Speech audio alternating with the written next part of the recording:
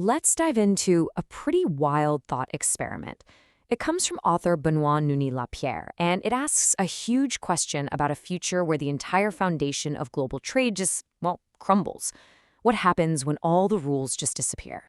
I mean, seriously, think about it. What if all those centuries of treaties, the agreements that let giant ships move stuff all over the world, just vanished? Poof, gone.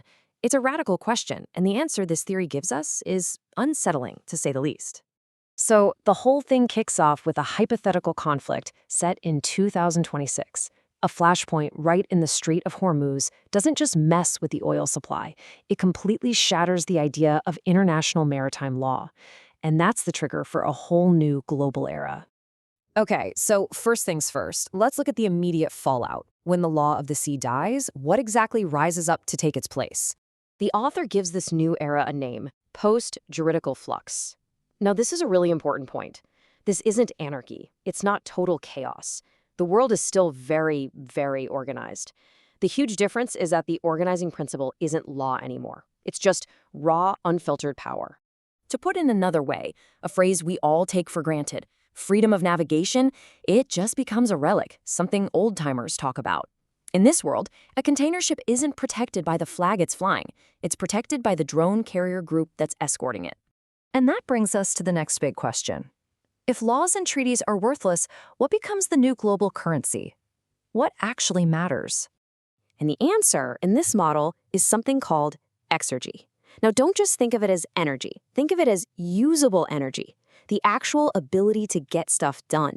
It's the only currency that counts because it's what physically secures passage and projects real power.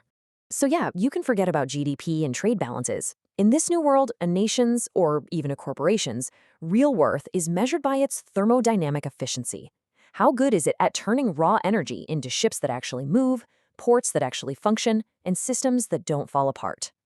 Okay, so in a world like this, who actually thrives? The author argues that power doesn't stay scattered. It consolidates into a whole new three-part structure, replacing the old system of nation-states we know today. And these three new sovereigns are the Titans, basically the old superpowers who figure out how to adapt; the corporate militias, global companies that pretty much become their own countries; and the smart hubs, brand new AI-run city-states. All right, first up, the Titans. Think of the US, China, Russia. They use their massive internal resources, but their currencies aren't just for trade anymore. They become access tokens. If you want to sail safely under their protection or sell in their markets, you have to use their currency. It's a whole new kind of economic loyalty. Next, you've got the corporate militias, and this is where it gets really wild. These are basically stateless nations, the descendants of today's giants like a Maersk or a BlackRock. They don't care about owning land. They want to own the routes. They control flow rights, and they have their own private armies, private navies. It's all just another line item on the corporate balance sheet. And finally, we get to the most out there idea, the smart hubs. These are totally new cities, almost like franchised bits of sovereignty. They're built from scratch to be insanely efficient, AI-governed ports where ships can dock, in a world where there aren't really countries anymore. This table kind of lays out the new, really fragile balance of power, and you gotta notice the key weakness for each one. The Titans have the territory, but they're struggling with internal decay. The corporate militias control the flow of goods, but they're super volatile. And the smart hubs, they control these crucial strategic points, but they are completely dependent on the other two. To really wrap our heads around this, let's zoom in on the author's main example of a smart hub. He gives it a name, the Kenamagorian node. So how are these places run? Well, it's this really strange fusion. On one side, you have pure AI managing all the city's logistics for maximum efficiency. But on the other, you have this council of scholars whose job is to interpret the will of the node to make sure the city is spiritually and metabolically healthy. It's like technocracy has merged with theology. So these hubs are basically built on three pillars. First, this techno-feudal infrastructure. Everything is managed by AI. Second, that theopoetic governance we just talked about. And third, and this is a big one, blockchain tokenized citizenship.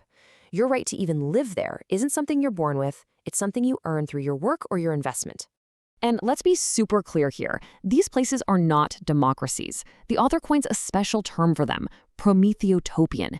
It's this vision that mashes together godlike Promethean technology with this really ambitious utopian social engineering, and it's all in the name of total efficiency.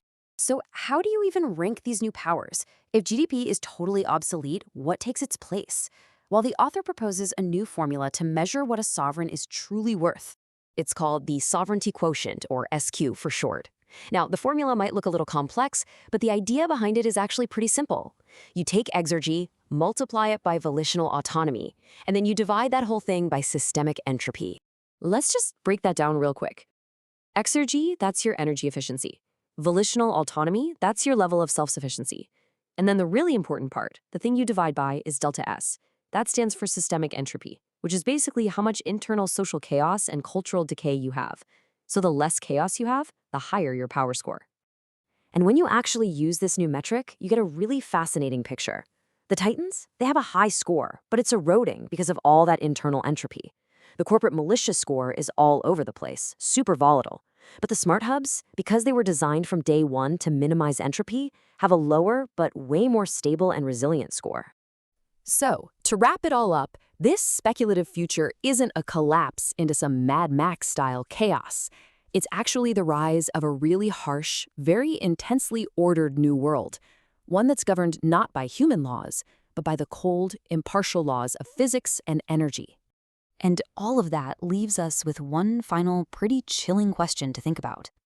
In a world that's built for perfect efficiency, where the ultimate goal is just thermodynamic balance, what's the value of a human being?